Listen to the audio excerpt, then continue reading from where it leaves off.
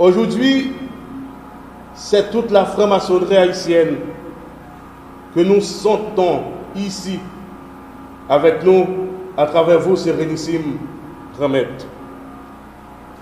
Au nom de la vallée de Josaphat de Saint-Marc et au nom de la ville de Saint-Marc, je ne vais pas être trop long, seulement je vais vous offrir deux choses. Un maillet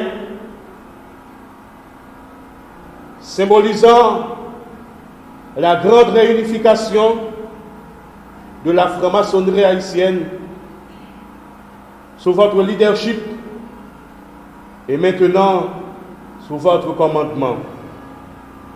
Et ensuite, un livre parlant de Saint-Marc, la cité du message stagiaire, pour vous permettre de perpétuer dans votre cœur et là, partout où vous aurez à vous rendre, la ville de Saint-Marc, et que vous vous rappellerez toujours de cette noble et chaleureuse visite que vous avez effectuée parmi nous en ce 21 avril 2013 à 1975. Je vous remercie. Et au nom de l'atelier maintenant, je vous passe, pué sans tache, de manière.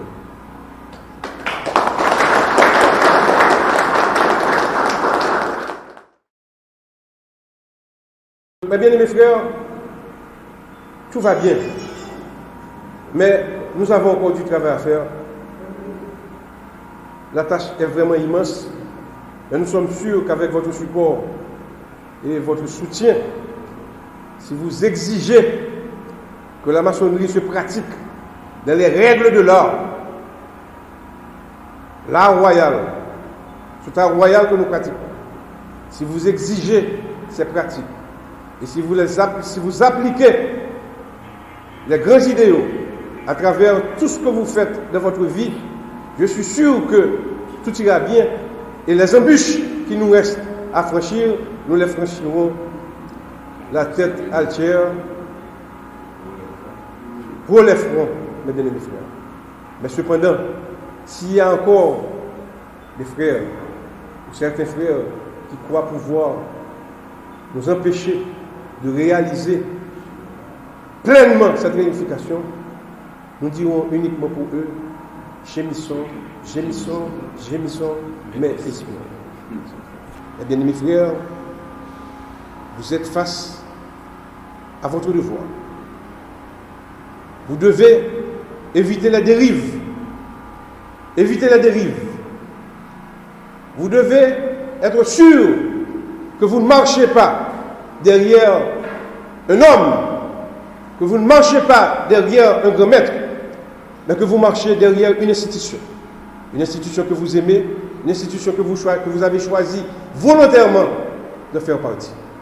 Et avec cette conviction, mes bien-aimés frères, je suis sûr que, avec ce questionnement que vous ferez sur vous-même, à chaque instant, à chaque seconde, vous direz toujours, oui, je suis un porteur de lumière, je suis toujours debout, face à l'Orient, là où la lumière apparaît.